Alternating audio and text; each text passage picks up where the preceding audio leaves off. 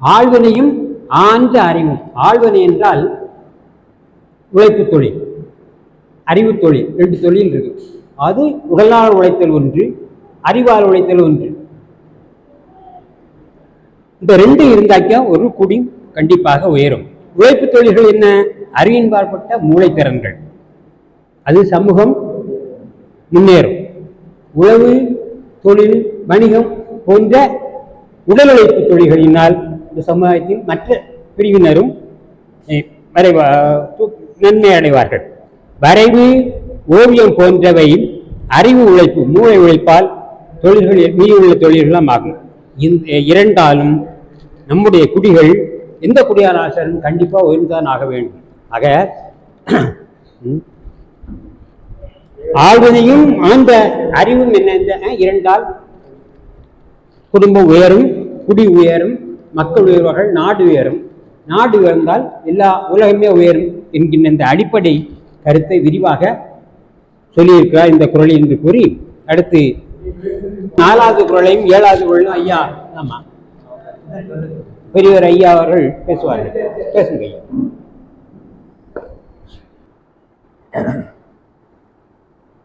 எனக்கு மைக் மாற்றி விட்டு இந்த பேச்சை சீராக்கி குடி செயல் வகைக்கு வழிகாட்டிய அருமை செயலாளர் அவர்களே,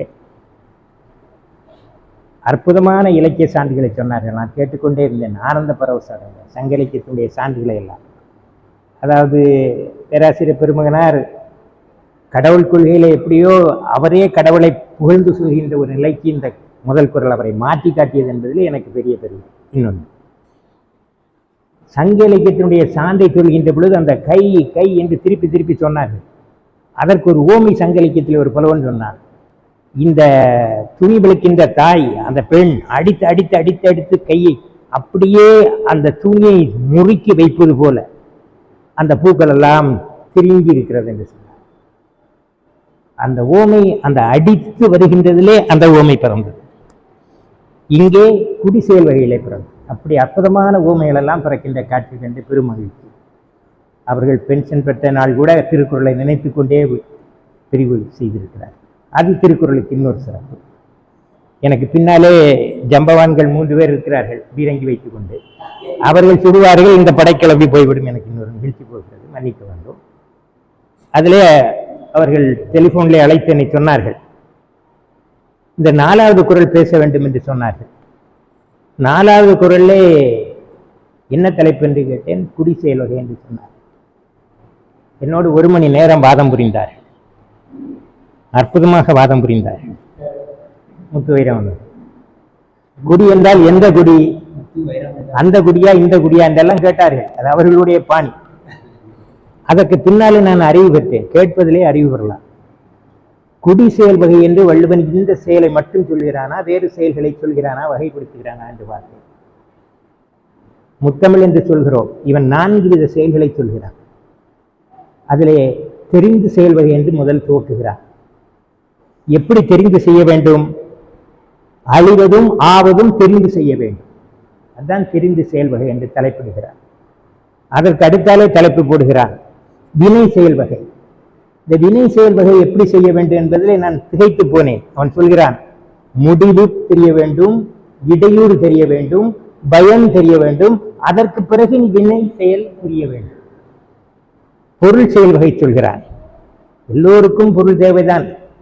அவன் சொல்கிறான், அது இன்ப பயக்கும், அறம் ஈனும், இன்பமும் ஈனும். ஈனும் எங்க ஈனும்? எது ஈனும்? பசு ஈனும், தாய் பசு ஈனும். அந்த ஈனும் என்ற சொல்லை போட்டு சொல்கிறான், அப்படி இன்னால் என்ன, உனக்கு இன்பம் பெருகும், அந்த பொருள் செய்க. இவ்வளவு செயல்வகை சொன்னவன் குடி செயல் வகையிலே ஐயா அங்கே சொன்னார்கள். அற்புதமாக எனக்கு சிந்தனை எடுத்து தந்தார்கள். இந்த வாலிபால்ல லிப்ட் போட்டாதான் பேச முடியும், அடிக்க முடியும். குடும்பம் என்று சொன்னார்கள். நான் கேட்டேன், நான் பார்த்தேன், மறந்து விட்டேன். எனக்கு செல்போன் நம்பரே மறந்து போகும், அது வேற விவகாரம். அந்த குடும்பம் என்ற சொல்ல இந்த அதிகாரத்திலே வள்ளுவன் பயன்படுத்துகிறான். அது எப்படி பயன்படுத்தினான் என்று இத்தனையும் பார்த்த பிறகு, நீங்கள் கேட்ட பிறகு நான் சிந்தித்து பார்த்தேன். இவன் இங்கே அதை ஆரம்பித்து வைக்கவில்லை. அவன் குழந்தை பேரு, பிள்ளை பேரு அந்த அதிகாரத்துக்குள்ளே வருகின்ற பொழுது சொல்லுவான், அது ஆதி விதை இந்த குடும்பத்துக்கு அங்கே போடுகிறான். குடிசெயல் வகைக்கு. தந்தை மகனுக்காற்றும் நன்றி, தந்தை மகனுக்காற்றும் நன்றி அவையில் முந்தி இருக்க செயல்.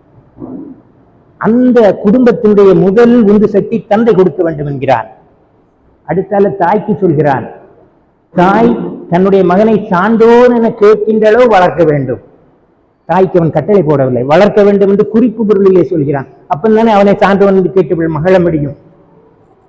அடுத்தால சொல்கிறான், மகனுக்கு சொல்கிறான், மகன் இப்படிப்பட்ட தகப்பன் இந்த மகனை பெற என்ன பேறு செய்தான் என்று சொல்ல வேண்டும் என்று சொல்கிறான். ஆகவே அவன் குடி செயல்வகைக்கு ஆதி விதை போட்டது அந்த அதிகாரம்.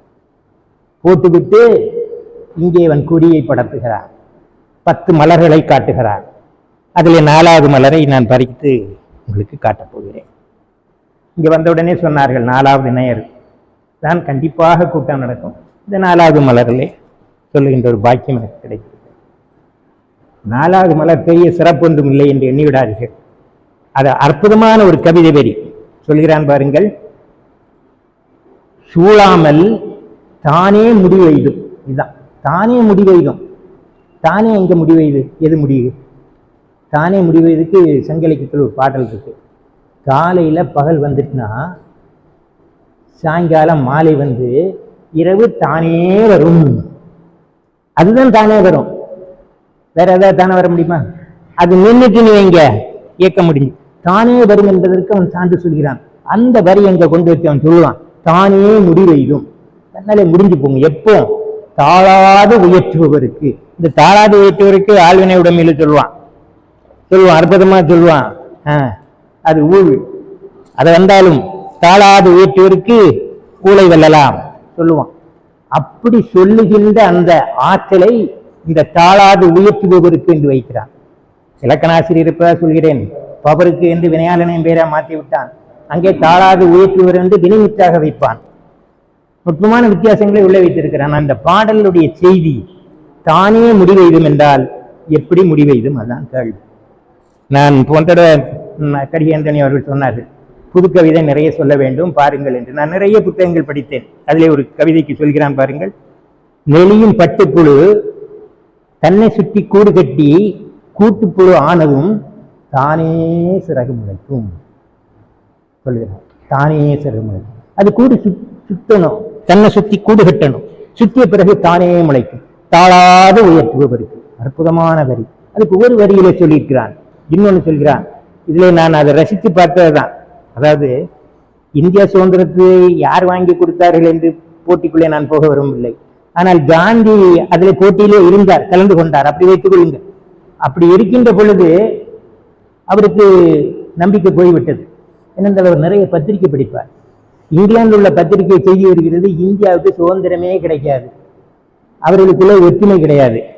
அதுல 30% மக்கள் வேண்டாம் என்றே அங்கே கூச்சல் போடுகிறார்கள். இந்த கிழவன் அங்க இடந்து கேட்டான், என் வேலை இல்லாத வேலை என்று செய்தி வந்து கொண்டே இருக்கிறது. அப்பொழுது அவருக்கு நம்பிக்கை வருகிறது. நாம் தாழாது உயர்த்தி கொண்டே இருக்க வேண்டும். புத்த பாகவத்தில் ஒரு கதை உண்டு. புத்தன் ஞானம் கிடைக்காமல் திரும்பி வீட்டுக்கு போய் கொண்டு இருக்கிறான். அப்படி போகின்ற பொழுது அவனை செருத்து ஒரு சிறுவன் சொல்கிறான், எங்கே போகிறீர்கள் ஐயா? நீ வீட்டுக்கு போறேன் ஐயா, தொடவெல்லாம் நடக்கல. சிரித்தான். ஏன் சிரிக்கிறாய் என்று கேட்டான் அந்த சிறுவனை பார்த்து. அவன் சொன்னான், அந்த குளத்தில் ஒரு அன்னம் என்ன செய்கிறது பாருங்கள். தண்ணீரை முக்கிய குளத்திலிருந்து எடுத்து இப்படி அடித்து கொண்டிருக்கிறது கரையிலே. என்ன ஆகும்? நீர் ஒன்றும் வற்றாதே. வற்றும். காலம் வருகின்ற பொழுது இந்த குளத்தினுடைய நீர் வற்றி போகும். அதுவரை தாழாது பணி செய்ய வேண்டும், விடாமல் செய்ய வேண்டும். அந்த ஞானத்தை நான் அந்த சிறுவனிடம் இருந்து பெற்றேன் என்று புத்தன் கதை எழுதி செய்கிறான். புத்தன் அந்த ஞானத்தை காந்தியடிகள் கொண்டு வருகிறார். கடைசி வரை போராடுவோம், சாகும் வரை போராடுவோம். அவ்வளவுதான். சாகும் வரை போராட்டம் கிடைக்கவே செய்யணும். இங்கிருந்து நிறைய பட்டாசு கொளுத்திட்டு இருந்தான், முட்டாய் கொடுத்துட்டு இருந்தான். இந்தியாவுக்கு ஏதாவது சுதந்திரம் கிடையாது. வந்து எப்படி வந்தது என்று சொன்னால், அவன் அட்லி பேசினான் நாடாளுமன்றத்திலே. நாங்கள் இந்தியாவை விட்டுவிட எண்ணவில்லை, அடக்கியாளை எண்ணுகிறோம். ஆனால் எங்களுக்கு முதல் இரண்டாம் உலக போரிலே நாங்கள் வெற்றி பெற்றாலும் தோற்றிருக்கிறோம். எங்களுடைய நாடு ஏழ்மை நிலையில் இருக்கிறது. சிப்பாய்களிலே 80% பேர் இறந்து போனார்கள்.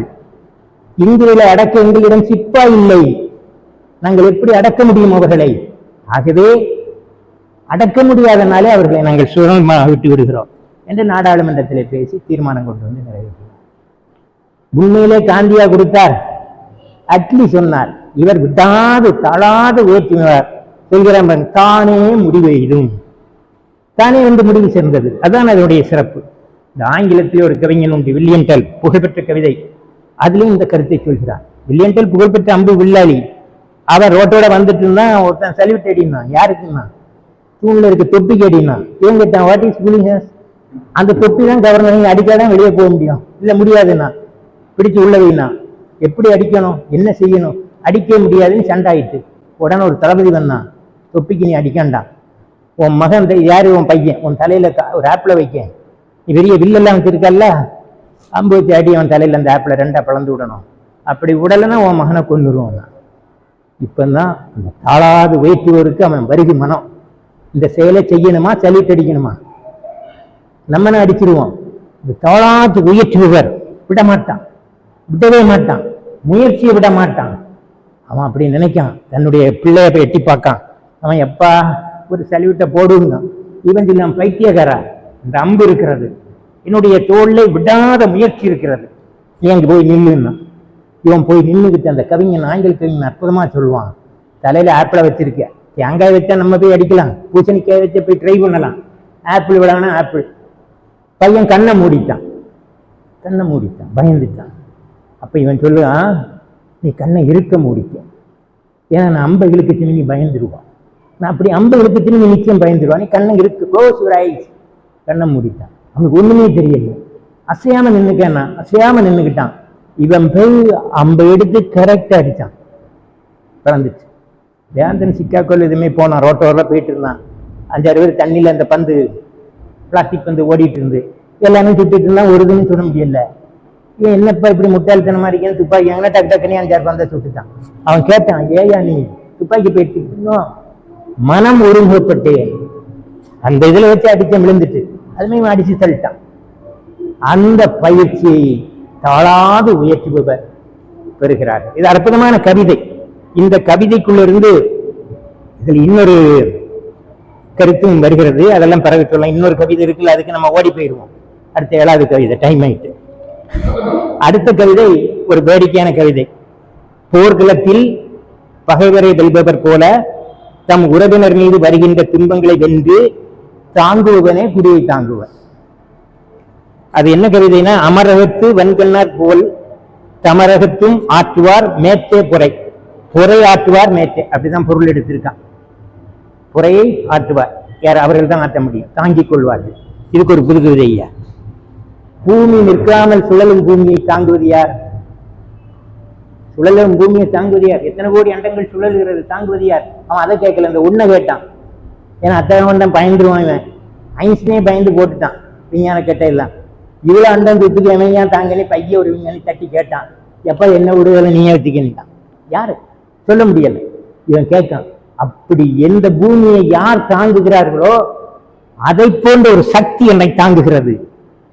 குடும்பத்தை தேசபத்தமா தாங்க முடியுமா? பேப்பர்ல பாருங்க, எத்தனை பேர் கடன் தொழில சாகா, எத்தனை பேர் எத்தனை பிரச்சனையில சாகா, தாங்க முடியாமல் இறந்து போகிறான். அவன் தாங்க வேண்டும். போர்களத்து வீரனை போல போர்களத்தில் நின்று அம்பு ஓடனா போட்டுட்டு வரணும், ஜெயிக்க முடியாது. ஆகவே அந்த உவமை அழகாக சொல்கிறான். இதுல ஒரு நல்ல நிறைய புது கவிதை போட்டிருக்கிறார்கள். ராமபக்தர்கள் மன்னிக்க வேண்டும். சஞ்சீவி மலையை தூக்கி போர்களத்தில் மயங்கிய ராமனை காத்தது போன்று, யார் காத்தா? காத்தது போன்று வாழ்க்கை போரில் குடும்ப சுமையை தாங்கி காக்கின்றவனே சிறப்புக்குரியவன். காக்க முடியா? கடன் சுமையே நான் காக்க முடியாம ஒரு காலத்துல கொஞ்சம் மருந்து ஓட்டலாமான்னு பார்த்தேன். ஒரு நாள் ராத்திரி அவ்வளவு அழுத்தம் வரும் எனக்கே இருந்தது. நான் ஐயாட்ட வந்த உடனே சொன்னேன், சாருக்கு தெரியும், சாரும் காப்பாற்றி விட்டா. ஆமா, அப்படி சிக்கல்கள் வருகின்ற பொழுது தாங்குகின்ற ஆற்றலை, அதுக்கு போர்களத்துக்கு சிப்பாய் எப்படி அம்பு வருகின்ற பொழுது, இதை நான் படித்தேன், திருப்பி ஐயா சொன்ன படித்தேன். துணிந்து விட்டால் எந்த சுமையும் தலையில் சுமக்கலாம். கீழே ஒருத்தன் எழுதியிருந்தான் இந்த கமெண்ட் கீழே, ஐயா தலைய தூக்கு கயிற மாட்டுகின்ற பொழுது பகவத்சிங் தொடர்ந்து பார்த்து சந்தோஷமா தானே போனான், தாங்க இல்லையா? மரணத்தை தாங்கலையா? தாங்கினானே, அதை போன்று தாங்குகின்ற தெம்பு வர வேண்டும் என்று சொல்கிறான். இதுல சங்க இலக்கியத்துல நிறைய பாடல் இருக்கு. இந்த யானை கூட்டத்துக்கு ஒரு யானை தலைவனா இருப்பான், அவன் அந்த கூட்டத்தையே தலைமை தாங்கி கொண்டு போவான். அதுல ஒரு கவிஞன் சொல்லுவான், ஒரு சின்ன புண்டு கிடக்கு, சொன்ன கண்ணாடி மாதிரி இருக்கு, கொஞ்சம் நீர் தான் இருக்கு, யானை குட்டி ஒண்ணு ஓடி போய் தூக்கியை போட்டு 30 லிட்டர் தண்ணியும் குடிச்சிது, இன்னொரு குட்டியும் போய் குடிச்சிது, தண்ணி தீர்ந்து. இந்த ஆண் யானையும் பெண் யானையும் கூட்டமா இருக்கின்ற யானையெல்லாம் அமைதி காத்து இருக்கிறது. ஏன்? பசியாரைட்டு, குட்டிகளுக்கு பசியாரைட்டு. இனி எந்த காட்டிலையாவது நம்ம போய் வாழ்ந்து விடலாம், நம்ம போகும் வெய்ய வாலாட்டிக்கிட்டு. செய்தியினுடைய ஆழம், தன்னுடைய குடும்பத்தை காக்கின்ற பொழுது அந்த யானைக்கு எப்படி சக்தி வருகிறதோ அதை போன்று நம்முடைய குடும்பத்தை காக்கின்ற பொழுது நம்முடைய உள்ளத்திலே சக்தி எழுகிறது என்று சொல்கிறான் சங்க இலக்கியத்தில். ஐயா, சங்க இலக்கியம் சொன்னனால சொன்னேன். பாலை நிலத்துல ஓடுது, நீர் இல்லாம மான்கள்லாம் ஓடுது, நிழலே இல்லை, அங்கங்க ஓடுது, நிலவில்லை. கடைசியில ஒரு குட்டி ஓட முடியாம விழுந்துட்டு கீழே படுத்துட்டு தரையில. உடனே ஒரு ஆண்மான் போய் நிக்கிட்ட, எதுக்கு? ஓட்டத்துக்கு போச்சு கொடுக்குதா? அந்த நிழலை கொடுத்து அந்த மயக்கத்தை தீர்த்து அதை அந்த நேரம் காப்பாத்த, சாயங்காலம் வரை அந்த நிழல் அந்த வெயில் போக வர காத்து நின்று அது கொஞ்சம் தலைச்ச தீங்கன்னு கூட்டிட்டு கவிஞன் பார்க்கிறான். எப்பொழுதுமே குடும்பத்தை காக்கின்ற பொழுது ஒரு அற்புதமான ஆற்றலை நாம் பெறுகிறோம். அந்த ஆற்றலை இதை போன்ற கவிதைகள் நம்முடைய உள்ளத்திலே என்றைக்குமே வழங்கி கொண்டிருக்கும். அதற்கு இந்த வள்ளுவர் ஆசான் நமக்கு என்றென்றைக்கும் வழிகாட்டுவார் என்று சொல்லி, வயதான ஆலமரத்தை சாயாமல் தாங்கும் விழுதுகளாக இந்த திருக்குறள் நம்முடைய வாழ்க்கையை தாங்கி நிற்கிறது என்று சொல்லி வாய்ப்புக்கு நன்றி கூறி நன்றி, வணக்கம்.